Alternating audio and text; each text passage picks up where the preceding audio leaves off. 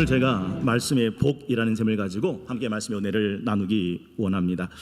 오늘 시편 1편은 우리 삶의 복된 길과 방향을 제시해주는 영적인 나침반 같다라는 것을 시작으로 말씀을 나누기 원합니다.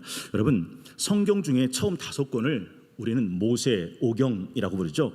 창출, 래, 민, 신을 말합니다. 창세기, 출애굽기, 레위기, 민수기, 신명기죠. 창세기 1장 1절은 이렇게 시작합니다. 태초에 하나님이 천지를 창조하시니라. 그리고 3절은 하나님이 이르시되 빛이 있으라 하심에 빛이 있었고. 모세오경의 첫 시작은 세상을 창조하신 하나님으로부터 시작합니다. 그런데 오늘 우리가 살펴보는 시편은 1편에서부터 150편까지 기록되어 있는 시집입니다. 그런데 이것이 5권의 묶음으로 묶여져 있습니다. 그 시작 시편 1편 1절은 이렇게 시작합니다. 복 있는 사람은. 그렇습니다. 모세오경의 첫 시작 창세기는 세상을 창조하신 하나님으로 시작하듯이 시편 5권의 첫 시작 시편 1편 1절은 그 하나님이 만드신 세상을 살아가는 복 있는 사람으로 시작하고 있다라는 것이죠. 사실 시편 150편을 시작하는 이 시편 1편은 장엄한 서곡과 같습니다. 베토벤의 5번 교향곡이 뭐죠? 운명 교향곡입니다. 시작은 어떻게 됩니까? 빠바바밤 빠바바밤. 모든 사람들의 주목을 한순간에 집중시킵니다. 시편 1편 또한 이 세상을 살아가는 모든 사람들의 운명을 한순간에 주목시키는 말씀입니다. 6절입니다. 6절 함께 한 목소리 읽겠습니다. 시작. 무릇 의인들의 길은 여호와께서 인정하시나 악인들의 길은 망하리로다. 애두르지 않습니다. 머뭇거리지도 않습니다. 거두절미 선포합니다. 의인은 하나님이 인정하시나 악인은 망한다. 여러분, 성경에는 하나님께서 세상에 두신 2 갈래의 길이 있다고 말씀하십니다. 하나는 생명과 복의 길이요, 또 하나는 죽음과 화해의 길입니다. 그러니 그 길 잘 보고 잘 선택하라 라고 말씀하시죠. 신명기 30장 15절.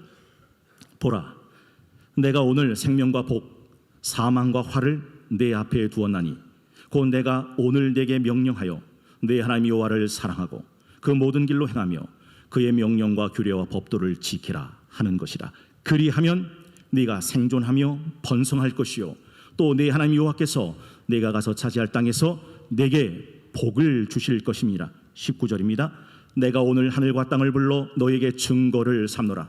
내가 생명과 사망과 복과 저주를 내 앞에 두었은즉 너와 네 자손이 살기 위하여 생명 선택하고 내 하나님 여호와를 사랑하고 그 말씀을 청종하며 또 그를 의지하라. 여러분, 한번 생각해 보시겠어요? 망망한 바다 한가운데에서 배 한 척이 침몰하게 되었습니다. 모두들 구명보트에 옮겨 탔지만 한 사람이 보이지가 않았습니다. 절박한 표정으로 안절부절 못하던 성난 무리 앞에 급히 달려온 그 한 선원이 자기를 잡아먹을 듯 노려보고 있는 그들 앞에 꼭 쥐고 있던 손바닥을 펴보이며 말했습니다. 아무도 나침판을 가지고 오지 않았기에. 구명보트에 옮겨 탄다 하더라도 나침판 없으면 그 끝없는 바다를 결국 표류하다 죽게 될 뿐입니다. 여러분, 나침판이 뭐예요? 어디가 남인지 어디가 북인지를 정확하게 가르치는 지침판입니다. 원래 이 시편 1편은요 세상 사람들이 다 좋아하는 행복을 말하고 있습니다. 그러나 세상 사람들이 무조건 피하고 싶어하는 멸망이라는 단어도 나옵니다. 나침판이 북쪽 남쪽을 정확히 가리키듯 오늘 시편 1편은 사람들이 원하는 그 행복과 사람들이 피하고 싶은 그 멸망의 길을 정확하게 가리키고 있다. 복 있는 사람은 이라고 시작해서 마지막은 악인들의 길은 망하리로다 라고 끝나고 있다라는 거죠. 여쭤보고 싶습니다.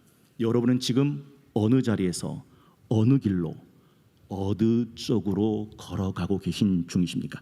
두 번째, 이 시편 1편은 의인의 복된 길과 삶과 그 끝을 비춰주고 있다라는 사실이죠. 여러분 기억나세요? 주의 말씀은 내 발의 등이요 내 길의 빛이니이다 라고 고백했던 것처럼 예, 지혜로운 선조들은 이렇게 말했습니다. 순천자는 흥할 것이요 역천자는 망할 것이다. 순천자라는 게 뭐죠? 하늘을 따른다라는 뜻입니다. 하나님의 말씀대로 순응하고 반응하고 따라 살아가는 자, 그는 흥할 것이요 역천자가 뭐죠? 하늘을 거스른다라는 뜻으로 하나님의 말씀에 상관없이 내 생각대로, 내 논리대로, 내 경험대로, 내 계산대로, 내 판단대로 살아가는 자는 망한다라는 것이죠. 하나님의 말씀을 따라 살아가는 자를 가리켜서 복 있는 자, 의인이라고 부르고, 하나님의 말씀과 무관하게 내 생각 가지고 살아가는 사람을 바람에 나는 악인이라고 부르고 있습니다. 여러분, 오늘 본문에는 복 있는 사람의 첫 번째 소극적인 특징이 나와 있습니다. 뭘까요? 1절입니다. 우리 1절 함께 읽어보겠습니다. 시작. 복 있는 사람은 악인들의 꾀를 따르지 아니하며 죄인들의 길에 서지 아니하며 오만한 자들의 자리에 앉지 않고. 여러분, 혹시 이런 말 알고 계십니까? 망하는 사람은 망할 짓만 골라 한다. 악인의 꾀를 따릅니다. 죄인의 길에 섭니다. 오만한 자의 자리에 앉습니다. 망할 사람은 망할 짓만 골라 합니다. 그러나 복 있는 사람은 그 망할 짓을 하지 않습니다. 악인의 꾀 쫓지 않습니다. 죄인의 길에 서지 않습니다. 오만한 자의 자리에 앉지 않습니다. 두 번째, 이 복 있는 사람의 두 번째 적극적인 특징이 있습니다. 무엇입니까? 그게 2절입니다. 우리 2절도 한 목소리로 읽어보겠습니다. 시작. 오직 여호와의 율법을 즐거워하여 그의 율법을 주야로 묵상하는 도다. 여러분, 하나님의 율법을 즐거워하고 그 율법을 주야 밤낮으로 읽고 묵상하고 계십니까? 성경은 말합니다. 네가 복이 있다 라고요. 여러분, 세 번째, 이 복 있는 사람이 세 번째 받는 복에 대해서도 말씀하고 있습니다. 복 있는 사람이 받는 복은 뭘까요? 3절입니다. 여러분, 이 말씀의 복이 우리 삶과 가정과 자녀와 인생 가운데 임하기를 소망하는 마음으로 우리 큰 목소리로 너희 말이 내 귀에 들린 대로 행하리라 하신 그 하나님 앞에서 힘차게 함께 읽겠습니다. 3절입니다. 시작. 그는 시냇가에 심은 나무가 저를 따라 열매를 맺으며 그 잎사귀가 마르지 아니함 같으니 그가 하는 모든 일이 다 형통하려다. 아멘. 여러분, 이 그는 이란 말을, 그가라는 말을 성동교회로 바꾸면 이렇게 읽혀집니다. 성동교회는 시냇가에 심은 나무가 저를 따라 열매를 맺으며 그 잎사귀가 마르지 아니함 같으니 성동교회가 하는 모든 일이 다 형통하려다. 아멘. 이 그는 그가를 내 이름을 넣어서 읽으면 이렇게 됩니다. 저는 제 이름을 넣어서 읽을 거거든요. 여러분이 제 이름을 넣어서 읽어주시면 감사하겠지만 여러분의 이름을 넣어서 읽어보십시오. 한 가지, 이게 죽었다 깨나도 안 되는 사람이 있습니다. 그 사람은 그 복을 조금 기다려야 돼요. 오늘 내 이름을 여기다가 대입할 수 있는지 없는지를 여러분 스스로 확인해 보십시오. 우리 함께 읽겠습니다. 시작. 광희는 시냇가에 심은 나무가 저를 따라 열매를 맺으며 그 잎사귀가 마르지 아니함 같으니 광희가 하는 모든 일이 다 형통하리로다. 아멘. 여러분, 안 되신 분 계시죠? 걱정하지 마세요. 오늘 안 됐지만 집에 가서 넣어보고 읽으면 돼요. 아이고, 나는 왜 내 이름이 안 나올까? 걱정하지 마세요. 집에 가서 여러분의 이름을 놓고 읽으시면 돼요. 여러분, 이 은혜와 축복이 함께 하실 수 있기를 주의 이름으로 축원합니다. 복 있는 사람이 말씀에 보이는 복된 태도가 있습니다. 오늘 뭐라고 말합니까? 그 말씀을 즐거워한대요. 아우, 왜 이렇게 지루해? 그게 아니라 그 말씀을 즐거워하고 그 하나님의 말씀을 주야 밤낮으로 묵상한대요. 여러분, 묵상이란 말이 들으면 여러분은 어떤 느낌이 들어오세요? 그냥 책장 앞에서 성경 읽고 무슨 뜻인가 큐티하고 노트에 적는 것 정도로 생각하십니까? 물론 이것도 묵상의 한 일환이기도 하겠지만 사실 이 묵상이란 말 속엔 더 역동적이고 치열함이 들어 있습니다. 사자가, 여러분 상상하실 수 있으면 상상해 보십시오. 먹잇감을 움켜쥐고 그걸 뜯어 먹는데 다른 누군가가 자기 먹잇감을 노리러 다가올 때 거리는 이 모습, 이것을 하가라고 부르는데 이 하가라는 단어가 시편 1편의 오늘에서는 묵상이라는 단어로 번역되어 있는 단어입니다. 이사야 31장 4절 한번 보십시오. 사자가 먹잇감을 앞에 놓고 으르렁거리는 모습. 여호와께서 이같이 내게 이르시되 큰 사자나 젊은 사자가 자기 먹이를 움키고 으르렁거릴 때, 이때 먹이를 움키고 으르렁거릴 때 밑줄 치고 하가라고 쓰고 묵상이라고 씁니다. 그것을 치려고 여러 목자를 불러왔다 할지라도 그것이 그들의 소리로 말미암아 놀라지 아니할 것이요 그들의 떠듬으로 말미암아 굴복하지 아니할 것이라. 사자는 자기 먹잇감을 노리는 그 어떤 맹수에게도 자기 먹잇감을 뺏기는 법이 없습니다. 왜요? 묵상하는 중이기 때문에 그렇다라는 것이죠. 유진 피터슨 목사님은 그의 수작 이 책을 먹으라 해서 이 내용을 아주 자세하게 소개해 줍니다. 여러분, 누가복음을 기록했던 저자 누가가 이 성경을 어떻게 으르렁거렸는지 묵상했는지가 누가복음 1장 1절에 이렇게 잘 나와 있습니다. 우리 중에 이루어진 사실에 대하여 처음부터 목격자와 말씀에 일꾼된 자들이 전해준 그대로 내력을 조술하려고 붓을 든 사람이 많은지라 그 모든 일을 여깁니다. 근원부터 자세히 미루어 살핀 나도 근원부터 자세히 미루어 살피는 누가의 모습이 여러분 그려지십니까? 성경을 이렇게 치열하게 역동적 있게 묵상했다는 거죠. 여러분, 이 땅에 살았던 하나님의 사람 중에 가장 하나님의 마음에 합했던 사람, 이 세 아들 다윗을 만나니 내 마음에 합한 자라. 그 다윗이 이 하나님의 말씀을 얼마나 사랑했는지가 시편 19편 10절에 금 곧 많은 순금보다 더 사모할 것이요 꿀 송이꿀보다 더 달도다. 여러분, 많은 사람들이 야 성경책은 최고의 수면제라고 밤에 잠이 안 오면 성경책 읽으면 내가 언제 잠드는지 모른 채 싹 잔다고 그걸 자랑같이 얘기하는 사람들도 굉장히 많았어요. 그건 뭘 말하냐면 나는 이런 사람입니다 라고 부끄러울 줄도 모르는 사람들이 하는 말이에요. 다윗은 이 말씀이 금 곧 많은 순금보다 그리고 꿀 그리고 송이꿀보다 더 달다. 시편 119편 147절 한번 생각해 보십시오. 내가 날이 밝기 전에 부르짖으며 주님의 말씀을 바라싸우며 시편 119편 148절 주님의 말씀을 조용히 읊조리려고 내가 새벽녘에 눈을 떴나이다. 여러분은 새벽에 왜 눈을 뜨십니까? 다윗은 하나님의 말씀 읽고 부르짖고 읊조리기 위해서 새벽에 눈을 떴다라고 말합니다. 묵상이라는 것은 그 말씀을 내 마음에 두는 겁니다. 묵상은 그 말씀을 내 입에다가 두는 겁니다. 묵상은 그 말씀을 내 삶에다가 두는 것입니다. 여러분, 헬스장에 있는 다양한 운동기구들이 있습니다. 그 헬스장에서 운동기구를 쫙 이렇게 어이구야 이렇게 훑어보면 막 운동이 되고 막 근력이 붙죠? 아닙니다. 어떤 운동기구도 보는 것만으로 운동이 되거나 근력이 붙는 일은 없습니다. 러닝머신이 있습니까? 그 러닝머신에 올라가서 땀나도록 뛰어야 합니다. 자전거가 있습니까? 그 자전거 올라가서 땀나도록 페달을 밟아야 합니다. 무거운 바벨이 있습니까? 그 바벨을 땀나도록 들어 올려야 내 몸으로 체험된 운동기구가 내게 운동이 되고 근력이 됩니다. 말씀도 마찬가지입니다. 읽었다고 들었다고 그것이 내 영에 근력이 되지는 않는다. 말씀을 듣기만 하고 행하지 않는 자는 자기를 속이는 자다라고 성경은 경고합니다.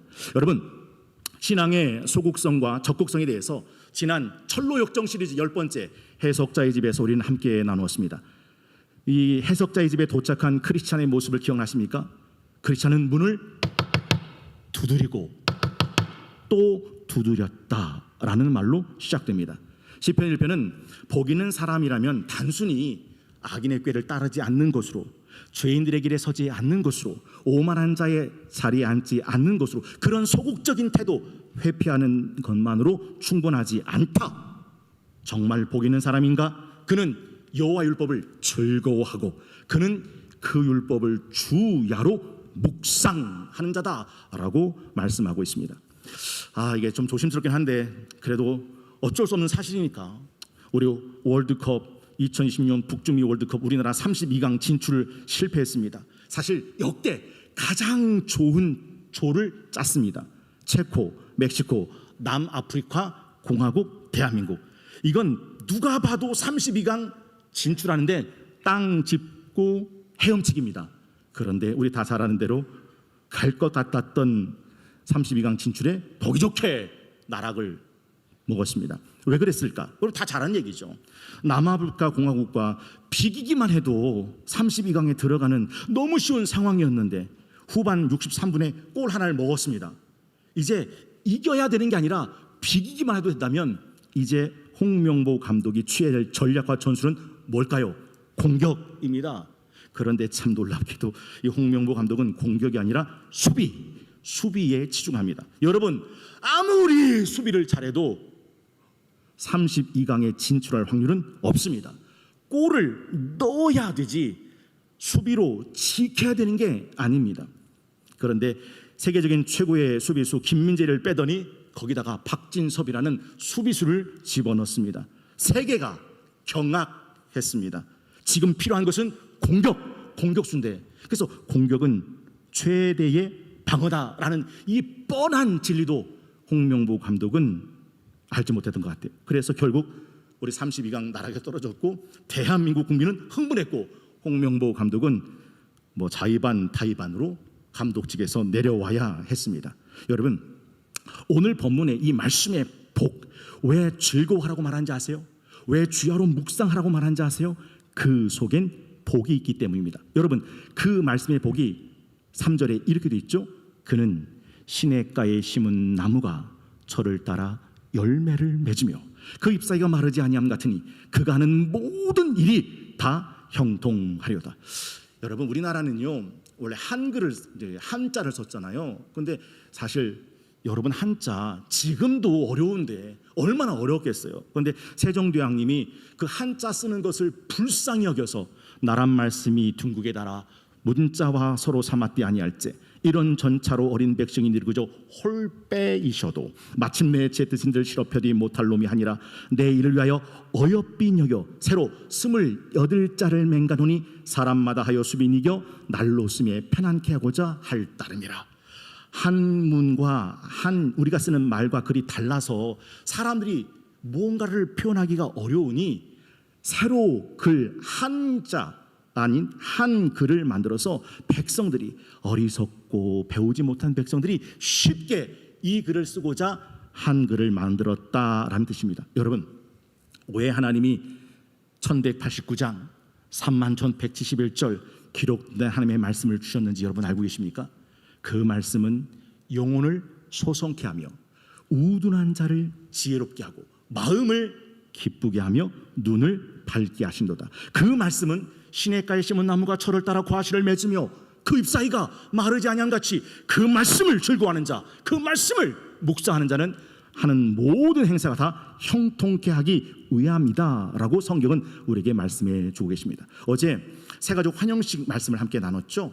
가나 혼인집 잔치에 물이 변하여 포도주가 된 사건. 그러나 가나 혼인집의 모든 물이 포도주가 된 것은 아니었다는 것을 우리는 살펴보았습니다.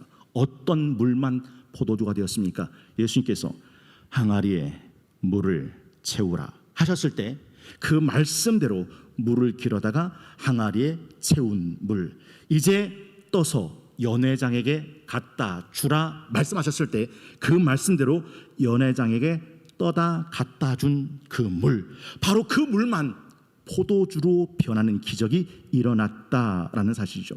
말씀대로 부어지고 말씀대로 가져다 준 물만이 그 말씀에 의하여 포도주가 되는 기적이 일어나게 됩니다. 이 말씀의 복이 여러분에게 느껴지십니까? 구약성경 47장 에스겔 47장 8절에 우리 성동교회에 생명의 강물이 흐르는 본문이 되죠. 여러분 한번 상상해 보십시오. 에스겔 성전 성소에서 물이 솟아오릅니다. 그 물이 흘러 들어가는데 그 물이 흘러 들어간 모든 곳은 바다가 다시 되살아나기 시작합니다. 강 좌우가에 생명나무가 자라기 시작하고 생명의 열매가 맺히기 시작하고 그 잎사귀는 치료하는 약재료가 되고 떠났던 물고기떼들이 바다의 고기떼처럼 가득 넘쳐나 모든 것이 다시 살아나게 되는 본문의 말씀. 그것이 오늘 시편 1편의 3절의 말씀과 일맥상통하죠. 그는 누구요?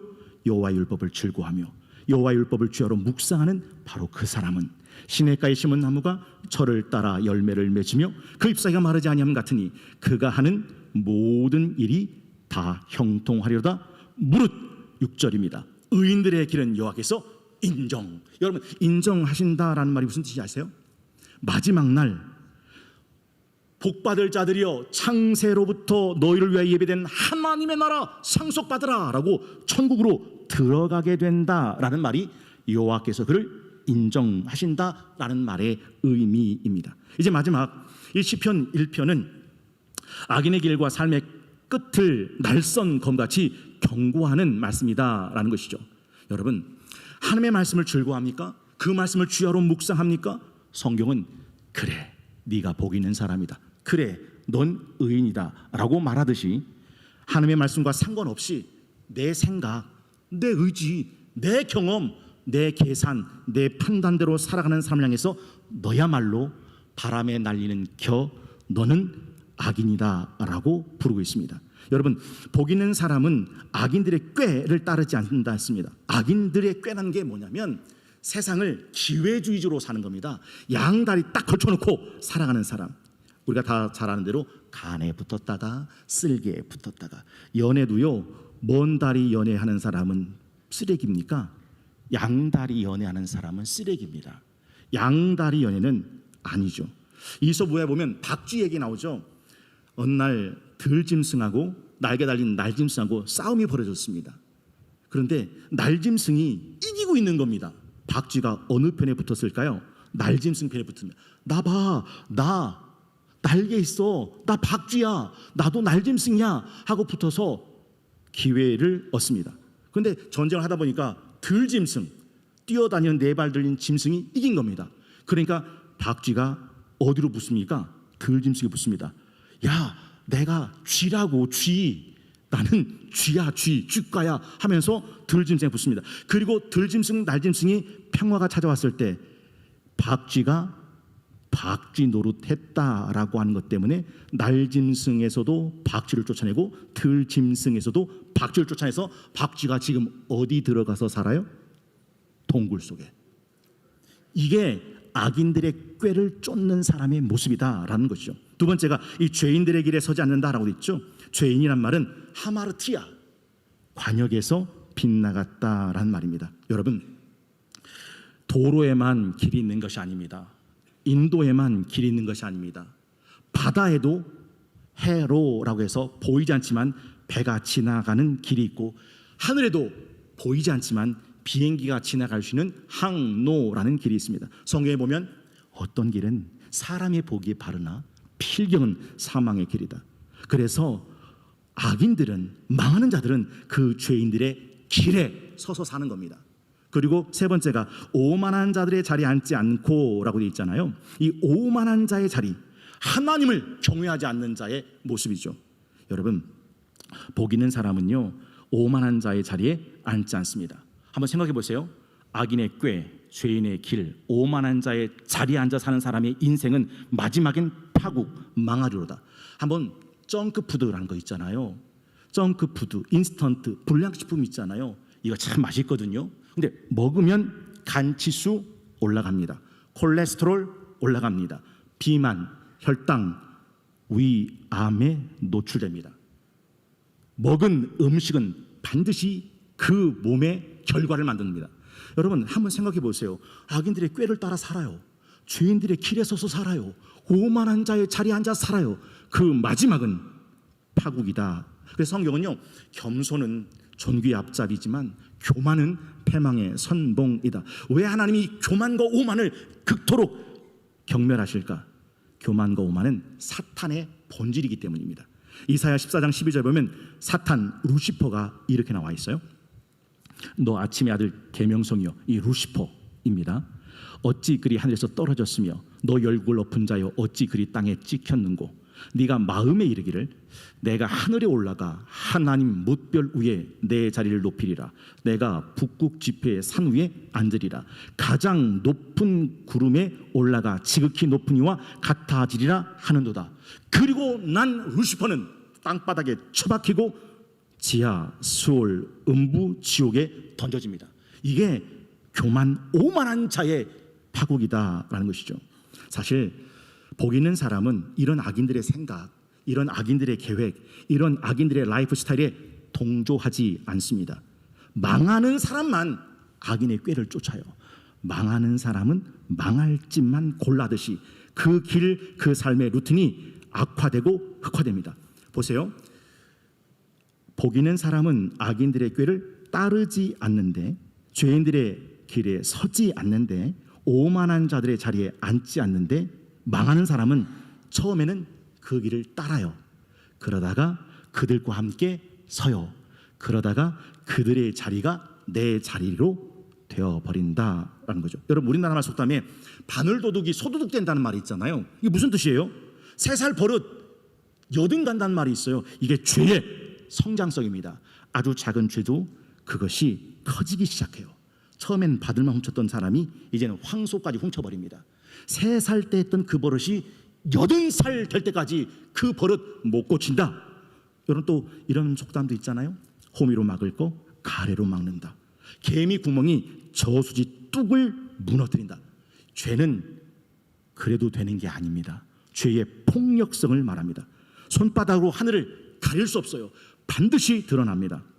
그리고 꼬리가 길면 밟혀요. 여러분, 지금 죄 속에 먹고 거하며 살아가는데도 아무 문제가 일어나지 않아요? 하나님이 여러분을 기다리고 계신 중이에요. 참고 계신 중이에요. 그 죄 꼬리가 길면 밟히는 순간이 오면 때는 늦는다라는 것이죠. 악인의 끝, 악인은 바람에 날려버리는 겨와 같다라고 말합니다. 사실 신앙생활할 때 가장 힘든 게 뭔가 생각해 보면, 제가 신방을 다녀보면 목사님 하고서 신앙의 고민을 상담할 때 이걸 고민해요. 자기는 시간을 내서 열심히 주일날 나오고 할 수만 있으면 최선을 다해서 신앙생활을 하려고 노력을 하는데 일이 잘 안 풀린다는 거예요. 기도를 했는데도 잘 안 되고. 그런데 자기의 직장에 다니는 그 사람은 주일날, 일요일날 교회를 안 다닌대요. 하나님을 안 믿는다는 거예요. 그런데 진급이 잘 돼요. 그런데 그 아들, 딸들이 막 SKY, 스카이 막 팍팍 들어가는 거예요. 그러니까 저한테 그러시더라고요. 목사님, 아니 제가 왜 계속 교회를 다녀야 될지 모르겠어요. 교회 안 다니고 하나님 안 믿고 신앙생활 안 해도 얼마든지 잘 먹고 잘 살고 잘 사는데. 맞습니다. 성경 속의 수많은 하나님의 사람들도 이 문제 때문에 치열하게 고민했습니다. 왜 의인이 고난받는 겁니까? 왜 악인들이 이렇게 형통하는 겁니까? 정말 알고 싶다면 시편 73편을 찾아서 읽어보십시오. 거기에는 아삽이라는 사람이 나오는데, 하나님, 나 하나님 도저히 못 믿겠어요.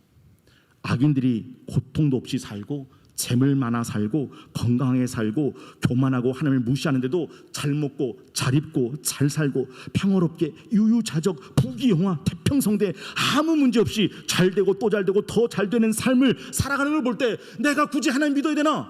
하나님도 너무 힘들어요 라고 하는 아삽의 시가 나와요.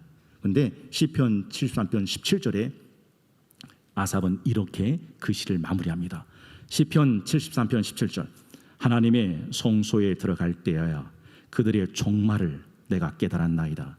주께서 참으로 그들을 미끄러운 곳에 두시며 파멸에 던지시니 그들이 어찌하여 그리 갑자기 황폐되었는가.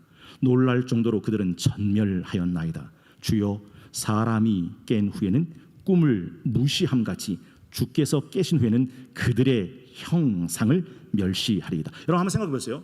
하나님은 우리를 최후에 심판하시는 심판자입니다. 최후에 심판하신다는 말은 지금 심판이 안 일어날 수도 있다는 것을 의미하는 거죠. 여러분, 만약에 지금 일어나는 족족 심판해 버린다면 굳이 하나님은 마지막에 최후에 심판하실 이유가 없죠. 바로 그 자리에서 바로 그렇게 심판하신다면. 근데 하나님은 아니, 기다리십니다. 마지막 최후의 심판을 위해서.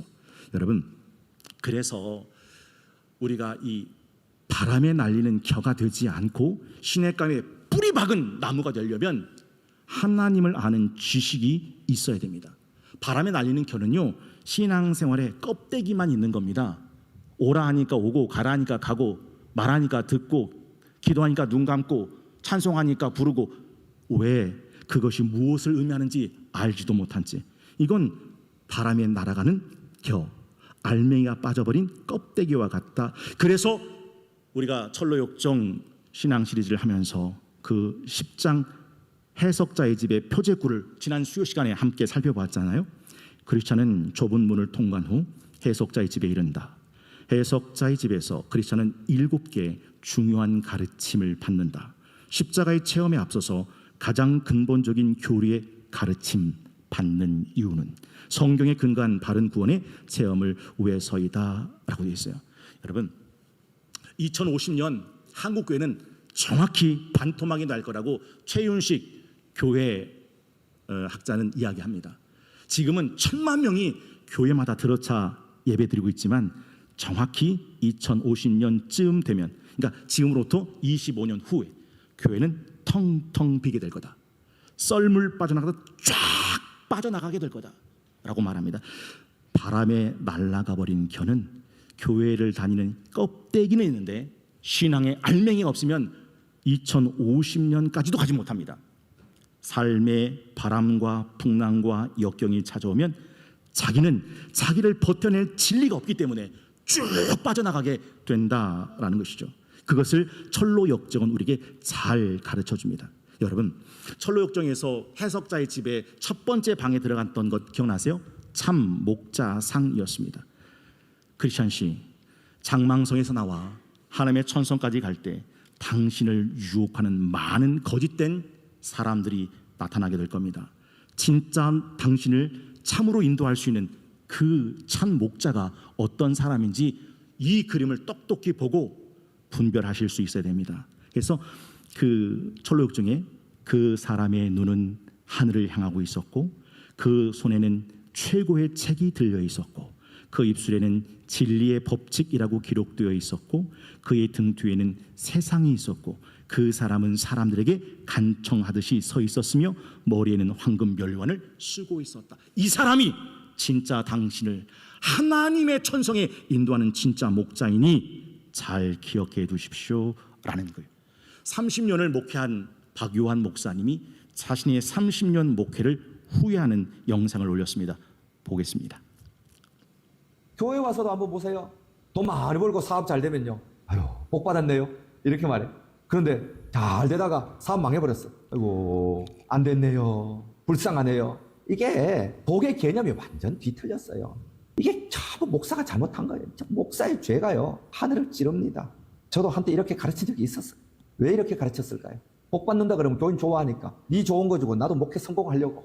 그런데 성경을 보니까 뭐라고요? 복 있는 자는 시편 1편에 복 있는 자는 악인의 꾀를 쫓지 아니하고 죄인의 길에 서지 아니하고 오만한 자의 자리에 앉지 아니하며 오직 여호와의 율법을 즐거워하고 그 율법을 주야로 묵상하는 자로. 이게 복 있는 자라 그랬어요. 여러분 종교개혁의 정신에 아주 중요한 슬로건이 있습니다. 에클레시아 레포르만타 셈페르 레포르만다 세컨둠 베르본 데이. 이것은 이렇게 풀어답니다. 개혁된 교회는 항상 개혁되어야 한다. 하나님의 말씀을 따라서. 정의로운 검사가 있었습니다. 그 사람은 우연히 한 사람과 식사를 하게 되었는데 그가 식사값을 대신 내주는 그 사람의 호의에 계속 만남을 이어가게 됩니다. 그리고 그 사람은 자신이 호의를 베푼 검사에게 작은 부탁을 하게 되는데 그가 준 선물은 뇌물이 되고 그가 건넨 부탁은 청탁이 되면서 자기 자신은 자기도 모르게 비리 검사가 되어갑니다. 자, 한번 띄워주시겠습니까? 그리고 들어보겠습니다. 모든 시작은 밥 한 끼다. 누가 와요? 내 친구인데 마실 근처 왔다고 인사하고 싶다네. 금방 들어갈 건데. 왔네. 여기. 아유 반갑습니다. 예. 처음 뵙겠습니다.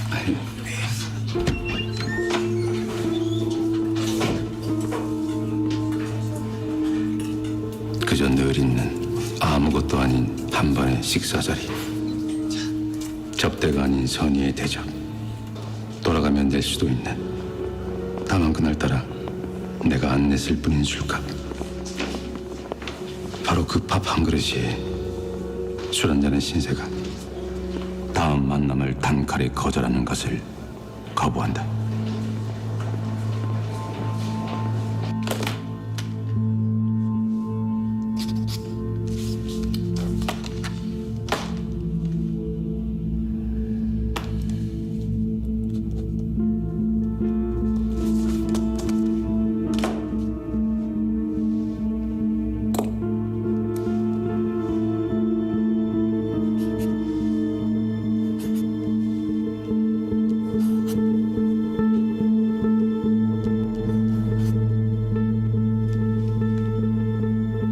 인사는 안면이 되고 인맥이 된다. 내가 낮을 때 인맥은 힘이지만 어느 순간 약점이 되고 더 올라서면 지부다.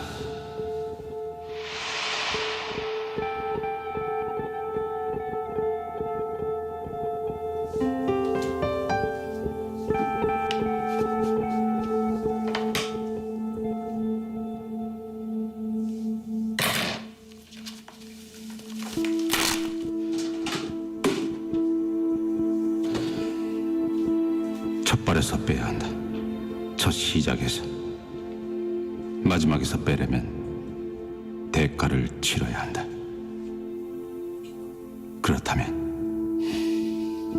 그렇다 해도 정리해요. 기꺼이. 저는 앞으로 남은 많은 삶을 시작하게 될 우리 청소년부와 청년들에게 감히 해주고 싶은 이야기가 있어요. 목사님, 적당히 타협하게 살아가는도 아무 문제가 없는데요. 기억해 보실 수 있겠습니까? 때때로 사탄은 사람들이 아무런 어려움이 없도록 살도록 내버려 둡니다. 왜냐하면 사람들이 하나님께로 돌아가는 걸 원치 않기 때문입니다. 자기가 짓는 죄는 마치 스스로 만든 감옥과 같습니다. 그 감옥 문이 활짝 열려 있음에도 사탄은 그 감옥 안을 편하고 아늑하게 만들어 굳이 밖으로 나갈 필요를 느끼지 못하게 만듭니다. 하지만 어느 날 시간이 다 되어 그 문이 쾅 하고 닫히는 순간, 갑자기, 아주 갑자기 쾅 하고 닫히는 순간이 오면 알게 됩니다. 아, 내가 너무 오래 여기 있었다는 걸. 내가 너무 늦었다는 걸. 7월 26일 말씀의 복이라는 제목으로 함께 말씀을 나눴습니다. 오늘 시편 1편 여러분 할 수만 있으면 여러분 마음에 새기시고 입술에 붙이시고 삶으로 살아내십시오. 왜냐하면 우리 삶의 복된 길과 방향을 제시해주는 영적인 나침반이 됩니다. 그리고 의인의 복된 길과 삶의 끝을 비춰주는 빛이 되며 악인의 어리석은 길과 삶의 끝을 경고하는 날선 검이 됩니다. 우리 한국 사람들은 복을 참 좋아하죠. 그래서 보이는 곳곳마다 복복자를 막 새겨뒀습니다. 그리고 어떤 사람은 이 복복자를 거꾸로 써서 붙여놓습니다. 왠지 아시죠? 그 복이 쏟아지라고.